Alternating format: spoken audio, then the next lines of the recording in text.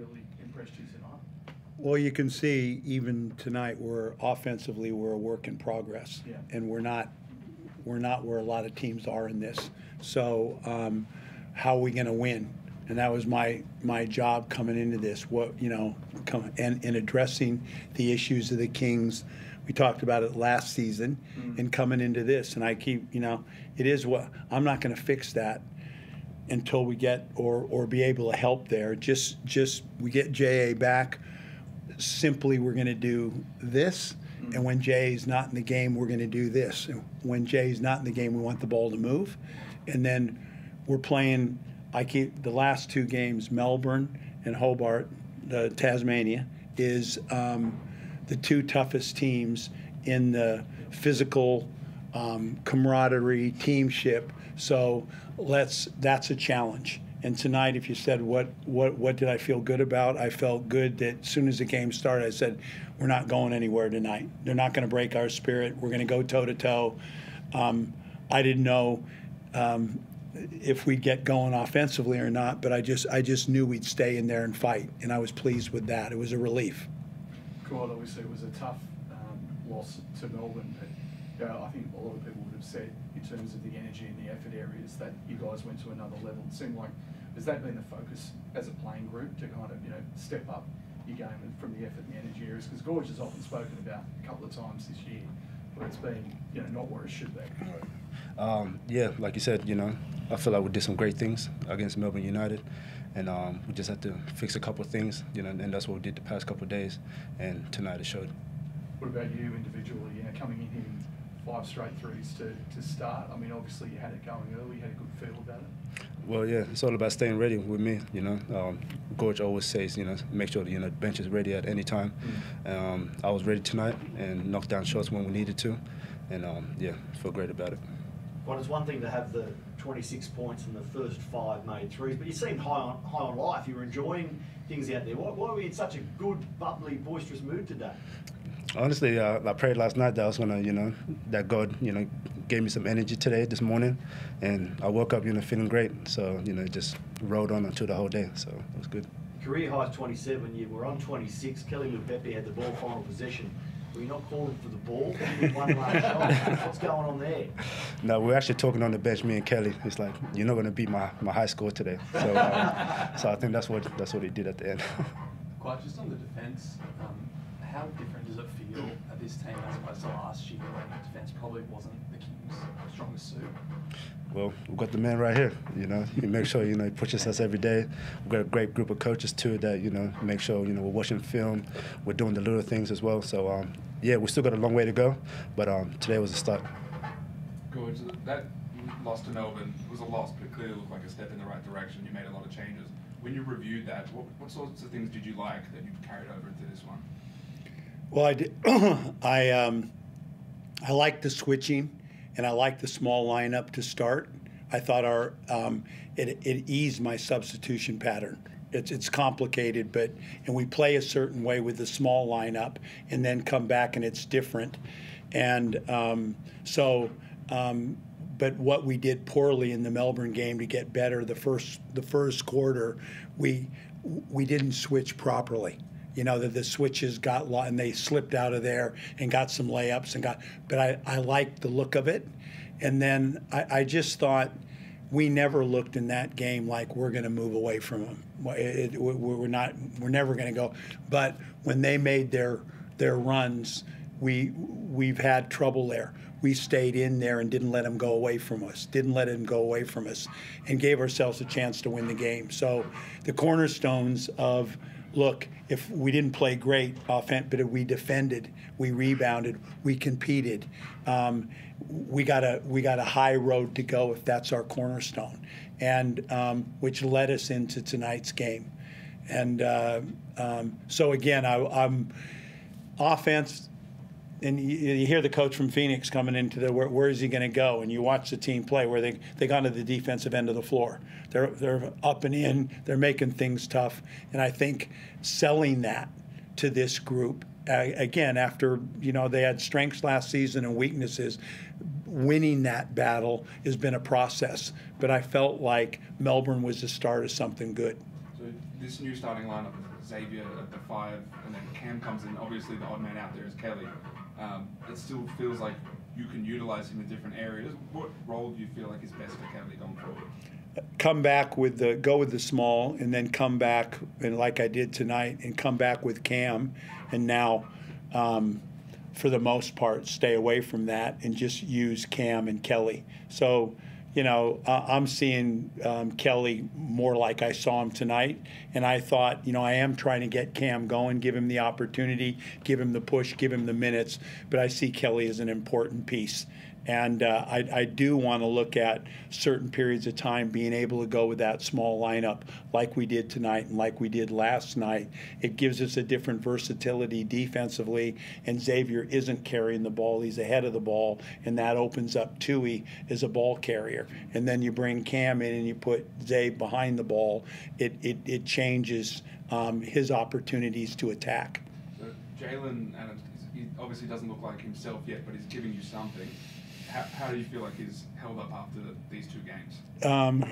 Real encouraging signs, and what you saw was tonight. I mean, he isn't scoring, but we're running on balls, and on balls are hard to guard, and he's hard to guard in an on ball, and guys are getting baskets, and when we're stuck, we have somewhere to go, like we haven't.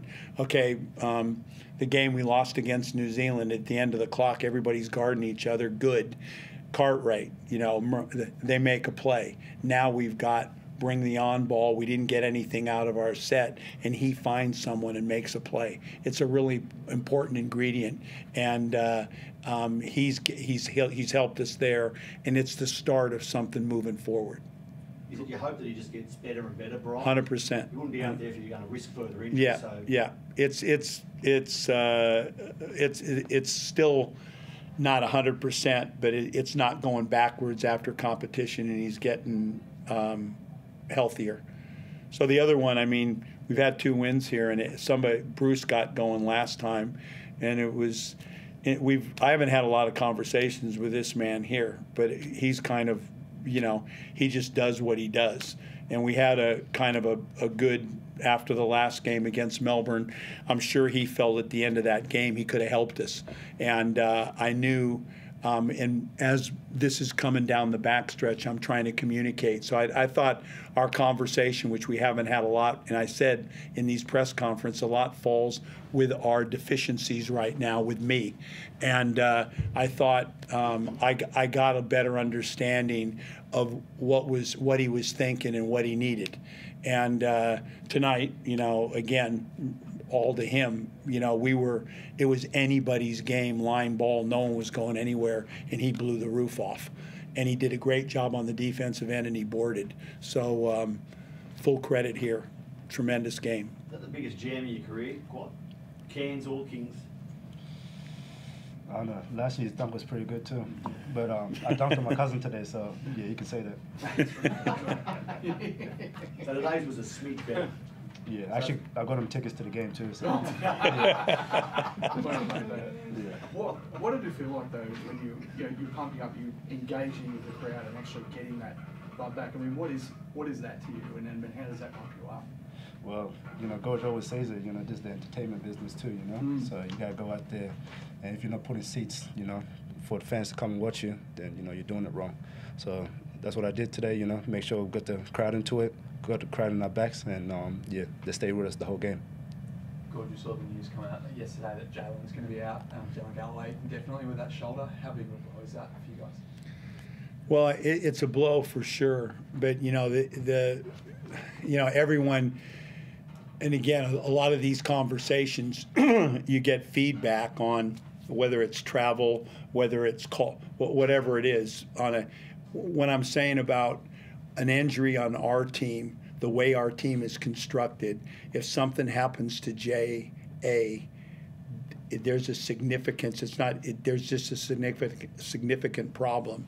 With J.G., the team was constructed with coverage in that position. So he's an important piece of this program, and you know, like a big piece moving forward. But he joined us late, and the team was constructed to compete without him.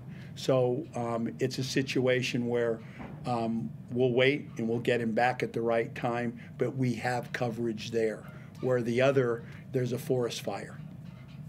Is it indefinitely long or indefinitely short, do you think? Not your hope. I think he's going to be a period of time. It's a shoulder. He's had problems before, and we're talking about it now. Settling it. He's young, and he's moved from here. He needs to get some stuff under his belt, so he needs to get that healthy, and then we start at ground and build. But have enjoyed him in his brief time here, but we haven't seen the best of him yet by any means. Can you tell us about Jason Spurgeon, the bloke who's come into the squad as a development player? Excited about him in the future. You know, I had a similar situation with Gack, and now you look at him up in Cairns and what Forty's done with him and what he's become. And this kid has a little more underneath him because he's been in college, but we see him next year as being a nice piece for us. He can shoot the ball. You can see he can play defense. He knows how to play. So we're really excited about him. Good. Now that you've figured out some combinations that you see that are effective, do you feel like this team is benefiting from lineup sort of letting them breathe out there a little bit, keeping them out there for maybe a minute, 2 or 3 longer than you would at the start of the season? 100%. Yeah, I mean the situation you're talking about, there's a difficulty there, and getting these guys more run with their minutes it has been challenging. But I'm getting, and again, all of this falls on me right now. These guys are on board. I talked about Cam Oliver at the last thing. It falls back on me to figure this out, but it's not easy. And the other, the finishing point, I was saying this, the way this is, forget the travel then, forget the no practice. So when you go, you play here, you come back, you give them Monday off, you're on the plane, play Friday, come back Saturday, play Sunday, there's no prep. So today, just having one day where we got together on the floor and worked on some wrinkles and some rotations at practice and then ran through their stuff and defended it, made a huge difference in today's game. So again, I'm getting better, and I will, and I'm trying to hang on and get through these next couple and get to that FIBA window, and I'm excited about that. But it is the substitution pattern is a major challenge, and I haven't done it great to this point. Anyone on the Zoom? Thank you, boys. Thanks, guys.